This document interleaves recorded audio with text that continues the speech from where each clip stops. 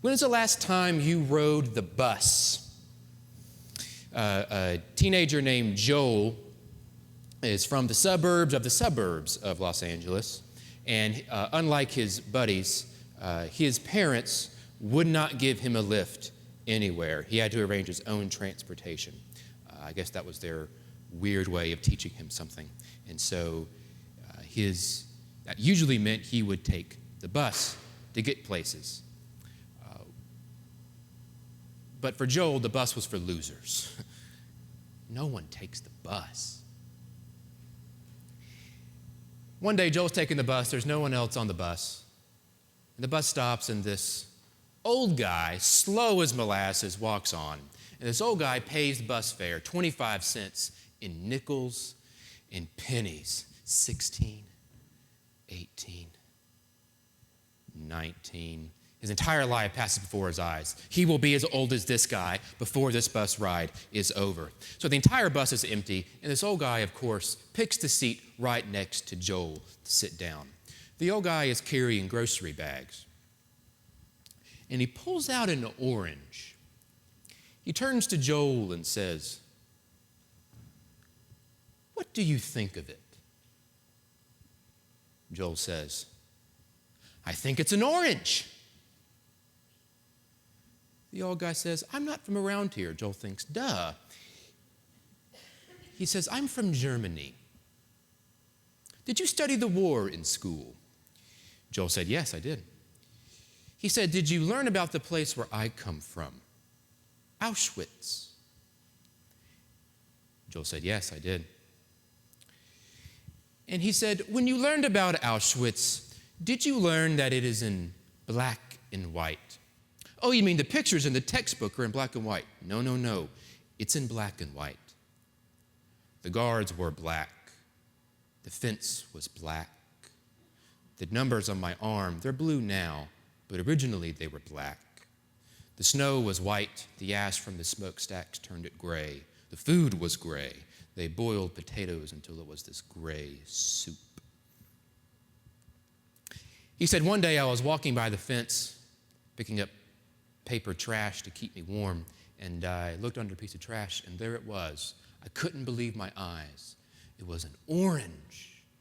It was very orange. And I picked it up, and I hid it. I hid it in a wall of the barracks. And every night I would go out, and I would take that orange, and I would roll it around in my hands. I was so hungry. All I had eaten for months was gray potato soup. But I wouldn't eat it. I'd scratch it, and I'd smell it. And all of a sudden, I wasn't in Auschwitz anymore. I was in Palestine with my cousin picking oranges. We grew oranges in Palestine. And the smell of oranges filled the air. It was the smell of freedom. I'd scratch it, and I was free. I'd do this every day, he said, until one day a Nazi guard with a gun separated us into two lines. The people in the left, they wouldn't come back. But the people on the right were sent back to the barracks. The guard pointed at me and said, "Right." That night, I gathered my people around me, and I took out the orange. And they couldn't believe their eyes. They had forgotten color. We passed it around, and we peeled it, and everyone took a section, and we ate it. Nothing had ever tasted so sweet. I saved the peels, he said, until one day men came and rescued us. He pulls the string on the bus to get off. He turns around to Joel and says, "Young man, don't forget the sweet things in life." Today, folks, we're talking about contentment. We're talking about choosing the sweet things in life. Paul says in his letter to the Philippians that he has figured out the secret of being content in all times, which is pretty ironic because he's writing the letter from jail. The man's in prison. He writes his letter to the Philippians while in chains. It's no concentration camp, but it is prison. It's a strange place to talk about contentment. The Philippian church was probably the first church to support Paul financially in planting churches around the Mediterranean. It had been some time since the Philippian church had sponsored him. You know, he was their missions offering, right? They would pass the plate on Sunday morning, and all the money would go to Paul, except Paul was hundreds of miles away, and they struggled to get the money to him. This was before online giving, before the miracle of Amazon Prime, next day shipping. Miracle. And so it took some time to get the money to him. But a Philippian church member named Epaphroditus, he's the FedEx delivery man in this hard situation. And he found a way to deliver the gift to Paul. But Paul has to write this rather awkward thank you note. Thank you, but I can't use this. I'm in jail. But he takes this rather awkward opportunity to teach his church something. He says, thanks, but I'm content. In fact, I've learned how to be content with plenty or with little. And the Greek word he uses for content, atarkes, would usually mean self-sufficient. Atarkes was a very popular buzzword in Paul's time to talk about anyone who could do anything without having to rely on anyone else. Totally self-sufficient. In our time, don't you want to be anyone who could do anything without the help of anyone else? Isn't that success? Isn't that how we define success? Isn't that what it means to make it? To be someone who could do anything you want. Someone who has all the money, all the net worth, all the connections, all the resources, all the assets to do anything you want without having to rely on anyone else. Isn't that what you and I are looking forward to one day, when we can do anything we want without having to rely on anything except our own bank account? But that's not contentment for Paul. That might be privilege, but it's not contentment. Paul redefines contentment when he writes about it from a prison cell, when he has no freedom, when he must depend on other people for food, when he can't even make his own schedule. He is not a self-sufficient man. He is a dependent prisoner. Dependency. Dependency for Paul is the shape of contentment. What's contentment? Contentment is realizing all of this is gift. All of it. Contentment is this dependency, complete dependency on the God who made all of this and who is always one step ahead of us to give us what we need. I'm sure you, like me, struggle with dependency. I really struggle with contentment.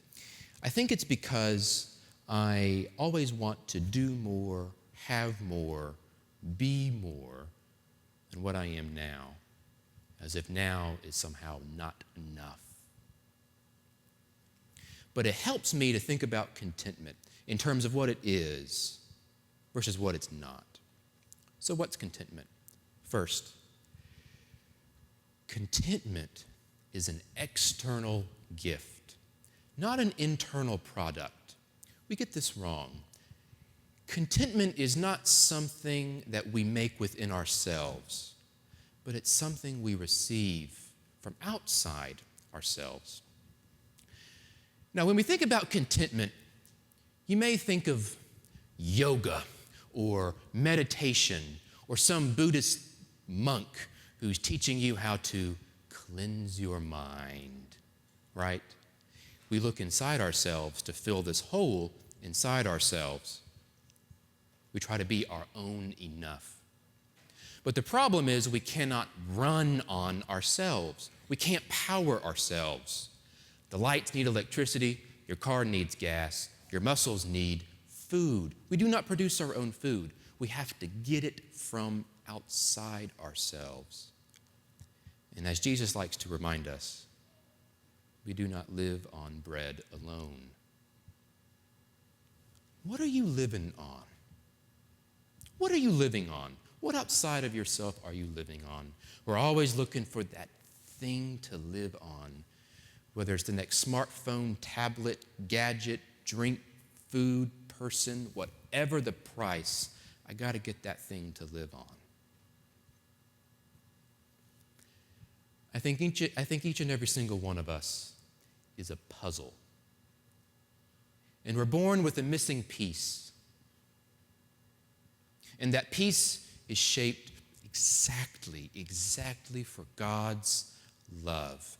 Only God's love will fit in that space. But the problem is we try to fit other pieces into that space and they won't fit. We know it, but we keep trying. Contentment is fitting the right piece in the right space. God's love in the love-shaped spot. Nothing else but God's love will fit.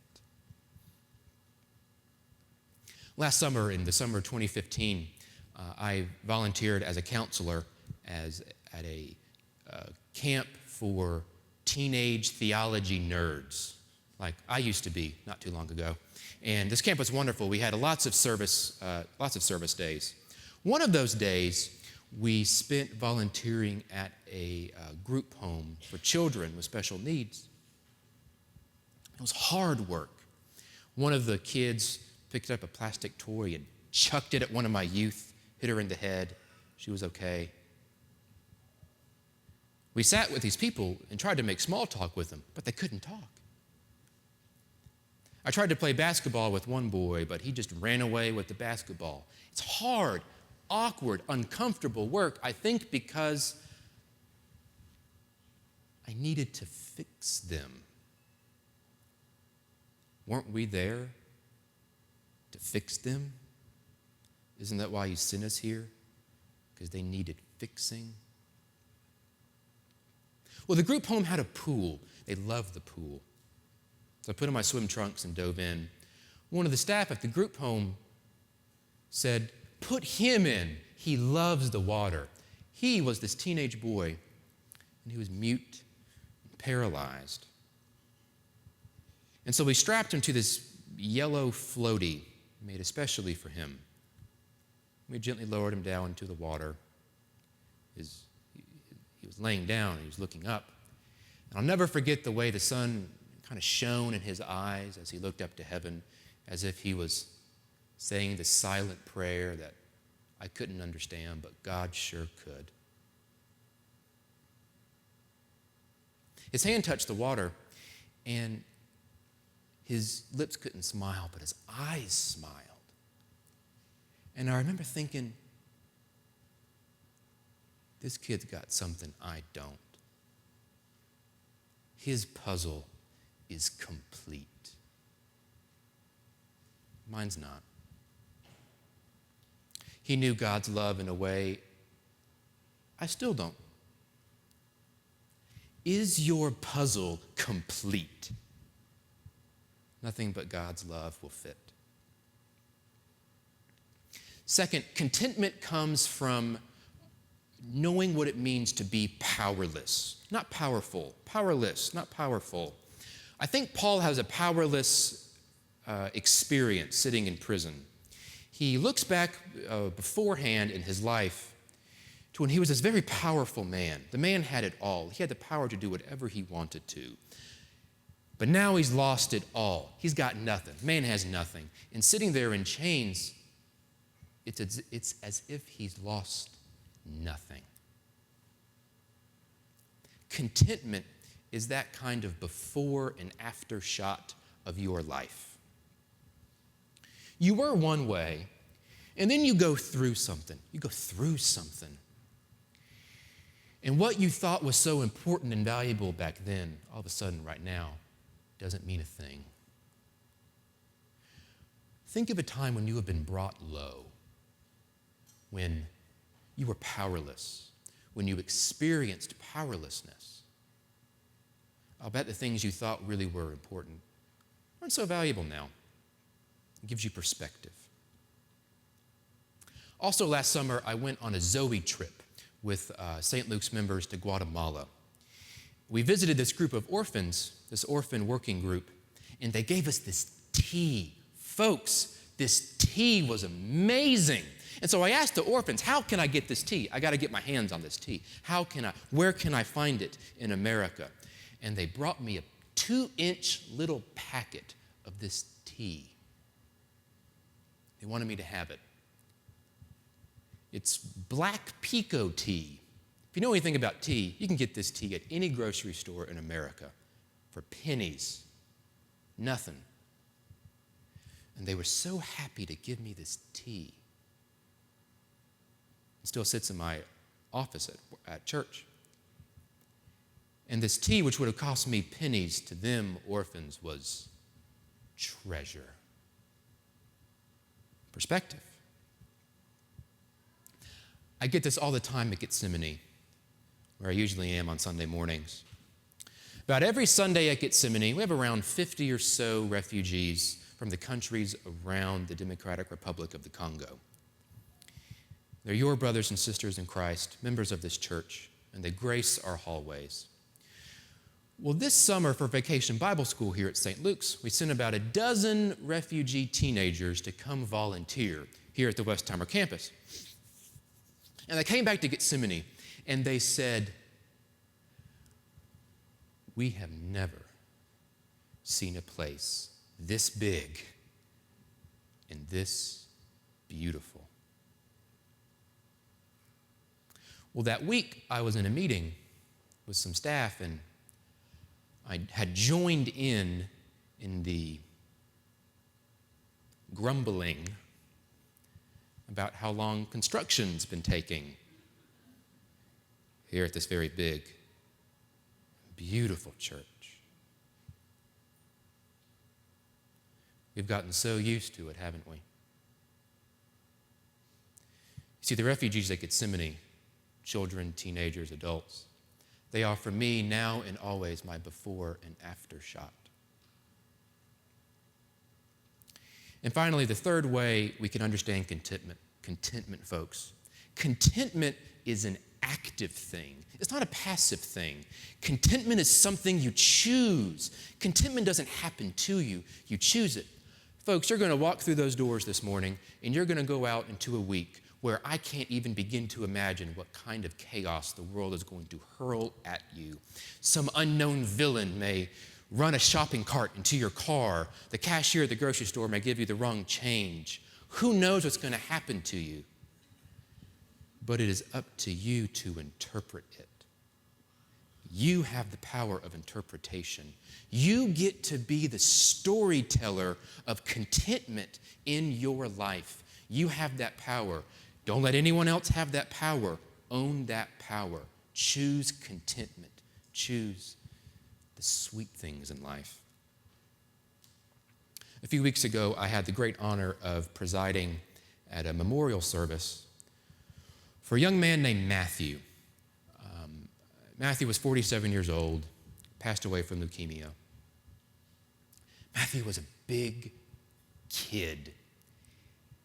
And at 47, he loved Scooby-Doo. The man loved Scooby-Doo.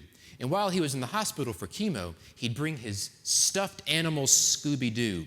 He'd take selfies laying in the hospital bed, and Scooby would be somewhere in the background of the selfie. But Scooby would move from selfie to selfie, and he'd text a picture to his wife, and she'd have to figure out where Scooby was this time. It's like, where's Waldo, but where's Scooby?